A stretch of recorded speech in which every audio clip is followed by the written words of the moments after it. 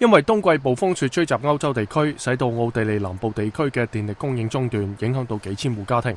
喺奧地利南部靠近斯洛文尼亞嘅卡林西亞省，接近3000戶家庭喺星期一停電幾個鐘頭。部分鐵路服務已經重新恢復正常，不過2條連接奧地利同意大利嘅鐵路服務就被迫中斷。當地居民就喺自己屋企忙於清理行車道同屋頂上嘅積雪。